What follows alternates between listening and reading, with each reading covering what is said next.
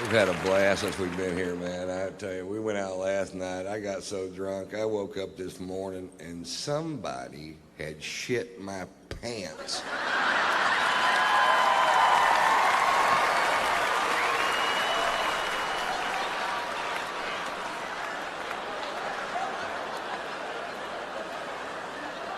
I don't know who it was, but I know he eats corn.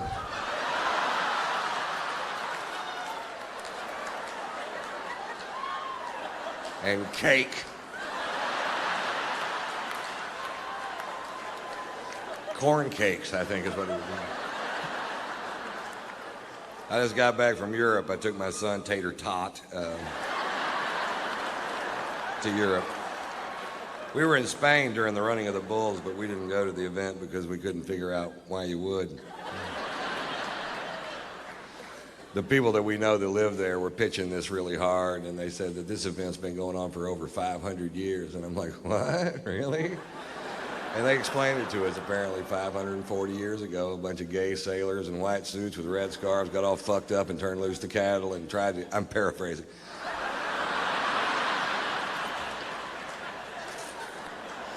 They got all fucked up, tried to get out of the way and couldn't, and it ended up, the town was such a borehole that compared to everything else that was going on there, this seemed like fun, and they kept doing it for 540 years. And like, I still don't want to go. And this year, 2 people died, and they said it was a huge tragedy, but I think before you call something a huge tragedy, I think you need to first determine exactly which 2 people died. Maybe it was 2 people we didn't need. They weren't very bright, I can tell you that for sure.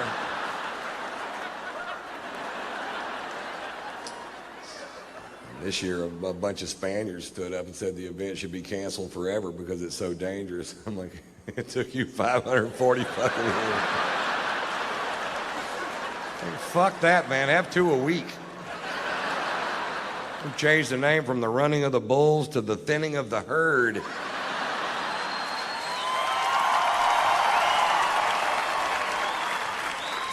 We'll have the final event at Talladega, call it the dodging of the NASCARs.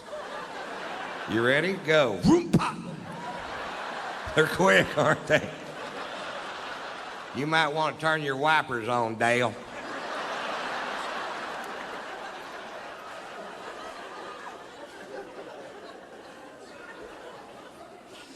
We were in London for 2 days, and I was afraid I hadn't allotted enough time to see London because it's one of my favorite cities with so much tradition and history. And we were going to get a cabbie to take us around and show us the sights, and I thought I probably should have allotted more time. But if you get a cab driver in London that's a Scottish nationalist, which is somebody that believes that Scotland and England should have no ties whatsoever, they go home every night, watch Braveheart and beat off. Mel Gibson's hitting another guy.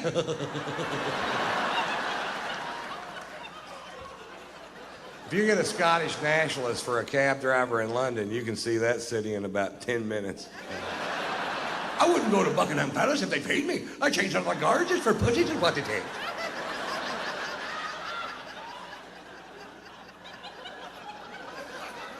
What? Are we going to see Big Ben? I told you to look to the left, you look to the right, I'm getting paid by the mile on the minute.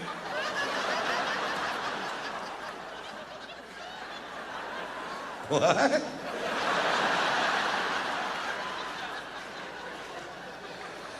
Whatever, dude. What's this building? It's your fucking hotel, get out. Well, what are we going to do with the other day and 3/4? Because the food's awful. It is awful, too. They took us to a place called the Fox and the Hound, and I'm pretty sure that's what we were eating. I don't know which one they were serving that night, but I can tell you this, it needed ketchup. And they didn't have any ketchup.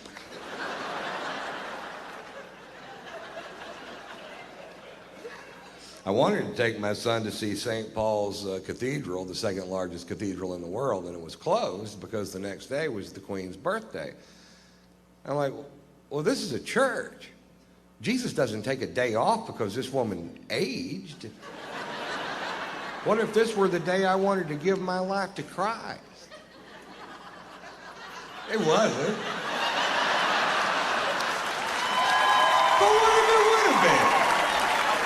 I'd have been screwed, that's what. I have no idea what you'd ever get the Queen of England for her birthday. That's got to be a tough old broad to shop for, doesn't it? I bought my wife a breast implant for her birthday, and I've never been a big fan of plastic surgery, but I got to admit, I've had a lot of fun playing with these things. I haven't given them to her yet.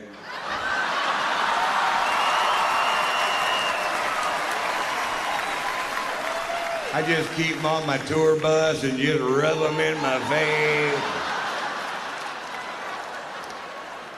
I'm glad they clean up easy.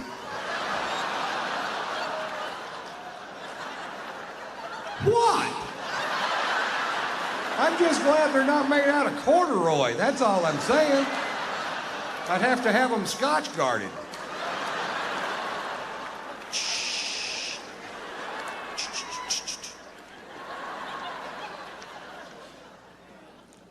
I find it a little ironic that the product that I use to keep from ruining my sofa should I spill my drink on it is actually called Scotch Guard.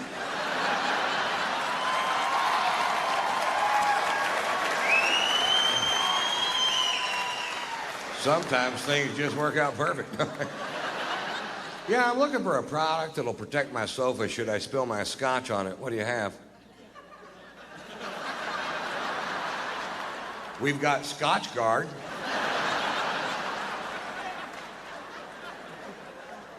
Yeah, let's go with that. Do you have Vodka Guard? How about Sperm Guard? It's a busy couch.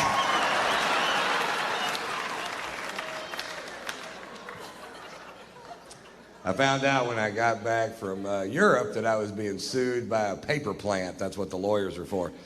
I don't know if you've ever driven by a paper plant, but the byproduct of the manufacture of paper in this country is a stench so foul it will knock you to your ever-loving knees.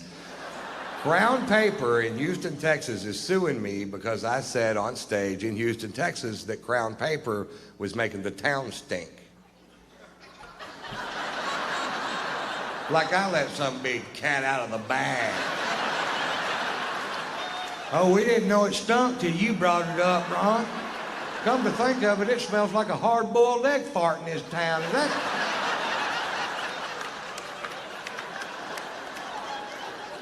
that somehow your fault, Mr. White?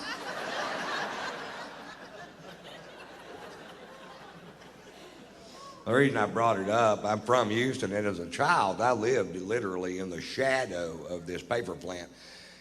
And as a child, I thought the whole world smelled like that. I didn't know. And the first time my family went on vacation to another city, I was amazed. I was like, what's that delicious smell? Oh, God, that smells like heaven and flowers mixed together. What is it? That's a sewer treatment facility.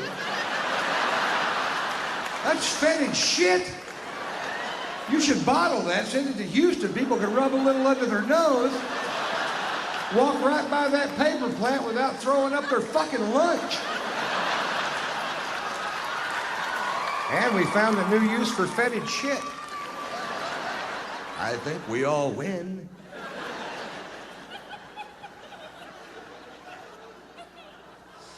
Actually, the reason I brought it up, I'm from Houston. I don't live there anymore, and I was just back in town doing some shows. And one morning I was reading the Houston Chronicle, and there was an article in the paper about that particular paper plant. And it said in the article that depending on which way the wind was blowing, that 2 million people could smell the stench produced by this one paper plant at a time. That is a big odor. If it was music and 2 million people could hear it, they'd make them turn it the fuck off.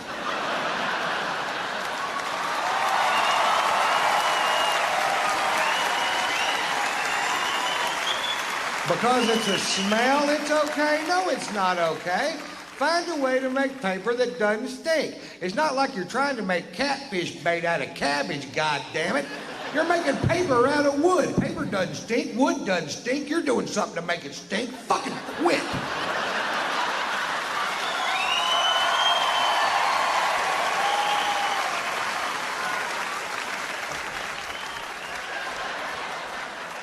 That's me dancing on my soapbox.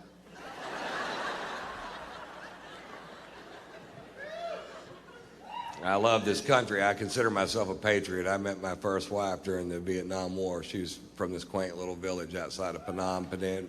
I can never pronounce that word. Vancouver.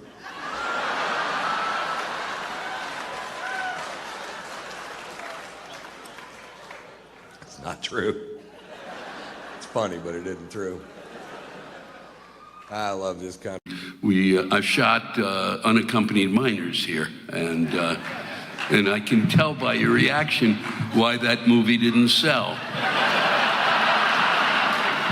We shot that movie here. We fucking pumped a ton of money into your economy. We changed lives. We changed fucking lives here. And your response over my telling you, A, that I was here for that amount of time, which should have given you a little bit of juice, B, that this was a film we shot here, and your response was, yeah. It really is I'm just, now at least I kind of understand to a point. No, I don't. What the fuck? You didn't even watch it. They made it fucking here. I bet half of you in the room haven't even seen it, and you acted as if you've never heard of it. Son of a bitch, and it's good. It fucking irritates me. It got some of the worst reviews I ever read. I played Santa. I fucking was Santa Claus. I fucking wandering around. I had a 3-minute scene. Fucking ho, fuck, ho. Son of a bitch, and you fucking don't give a shit. Well, how many of you actually saw it by applause? God damn it, turn it on. If you have kids, I'm just gonna tell you, it's a great movie for kids, and that I have to sit here and beg you to fucking watch it. Son of a bitch, but now I feel better about the whole thing. Because at least, now I get it. We shot it here and you don't want to see it, then why would anybody else? Thanks, man. You know what I'm going to do? I'm going to start off this evening by asking you a question, because I don't know the answer. I lost my sunglasses, and yesterday I went to the Sunglass Hut. Here's the question. Why does a pair of sunglasses cost more than a 25-inch color television set?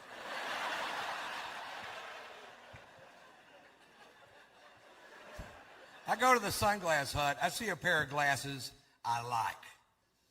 I don't love them. I don't. I like them. $309. And I asked the guy very politely, how do you sleep at night, you little prick? You know what I mean? And I was just wondering.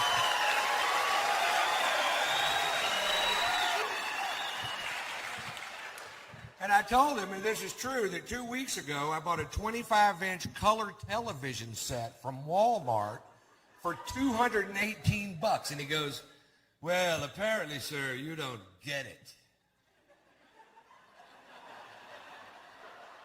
I'm listening.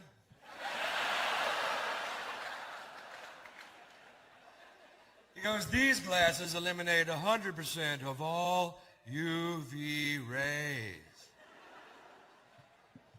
Like, no, apparently you don't get it. This thing decodes a digital satellite signal it picks up from outer fucking space.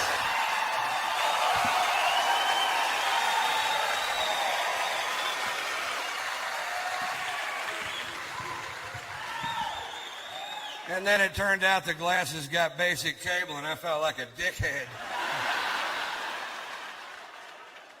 Look, Braveheart, fail. You ever take a crap so big your pants fit better? Anybody ever do that? Have you ever?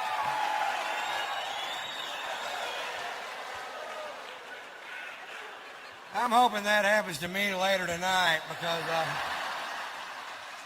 these babies don't fit anymore. I'm hoping I'm one big turd away from backing into an old wardrobe.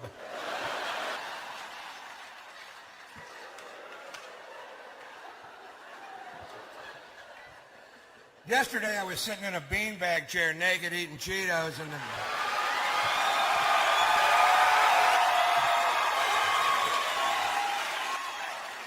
I was flipping through the television and I saw Robert Tilton. He's a televangelist from Dallas and he was staring at me. And he said this, he said, "Are you lonely?" Yeah. He said, "If you wasted half your life in bars pursuing sins of the flesh," this guy's good. He said, "Are you sitting in a beanbag chair naked eating Cheetos?" Yes, sir. He said, "Do you feel the urge to get up and send me $1,000? Close. I thought he was talking about me there for a second.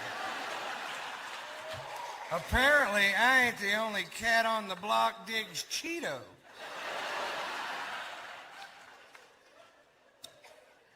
So it's great to be back in Kalamazoo at the State Theater.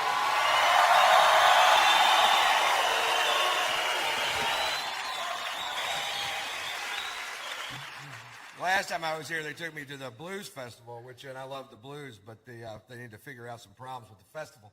I don't like to party anywhere where you can't just give somebody money and they give you back a beer. You know what I mean? I stood in line for an hour. My mouth is dry. I want a beer. I love beer. I know they're selling beer. People are walking away from the front of the line. They've got beer. That's how I figured the whole thing out.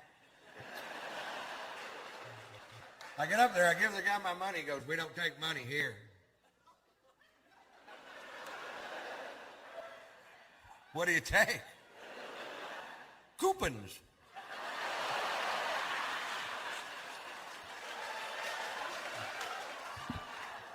What? Coupons.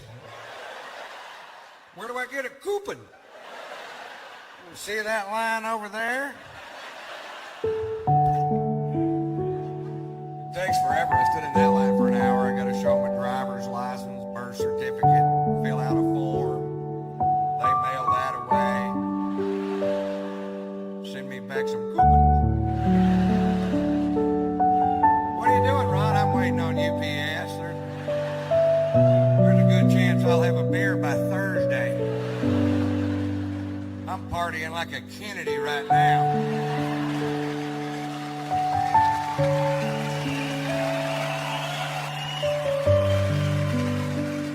I was game too. I had $100 cash on me. I bought $100 worth of coupons. And then some guys that took me there asked me if I wanted to go to a topless club, and I didn't want to go. I just ended up going because you guys backed me up on this. You've seen one woman naked. You want to see the rest of them naked.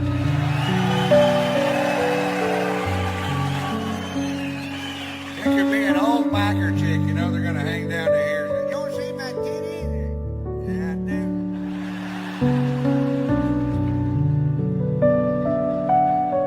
All right, that's enough. Roll them back up.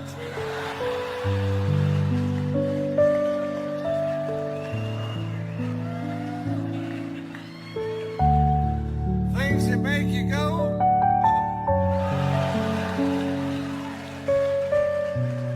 And then closing time came around and the tabs came out and I found out the Titty bar don't accept them coupons. The guy at Taco Bell told me to kiss his ass. I'll give you $40 worth of coupons for a burrito with cheese.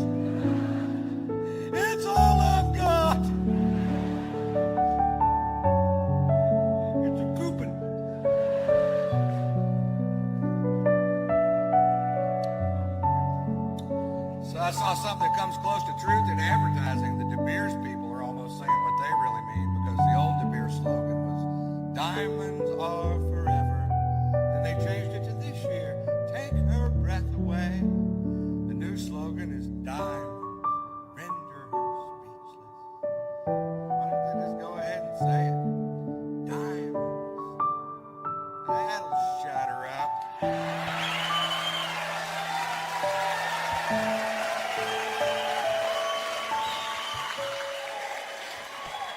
For a minute. So, man, I was just in Miami. I don't know, it was a couple of years ago, so this just would not be the word, but I was working there with Fox when Hurricane George hit the Keys. I just thought this was kind of funny. They evacuated the Keys, and everybody left except for I've been through 2 hurricanes. I was in Hurricane Carla when I was a kid in Houston, and I was real excited during hurricane time, because it's out there in the Gulf and it's dangerous, and I was like, this is cool. When shit started hitting our house, I was like, fuck this. But anyway, they evacuate the Keys, and everybody leaves except for one guy who's going to stay there and tie himself to a tree on the beach to prove a point. And the point was, he said that at 53 years of age, he was in good enough physical condition to withstand the wind and the rain from a Force 3 hurricane. All right. Let me explain something to you. It isn't that the wind is blowing. It's what the wind is blowing. If you get hit with a Volvo, it doesn't really matter how many sit-ups you did that morning.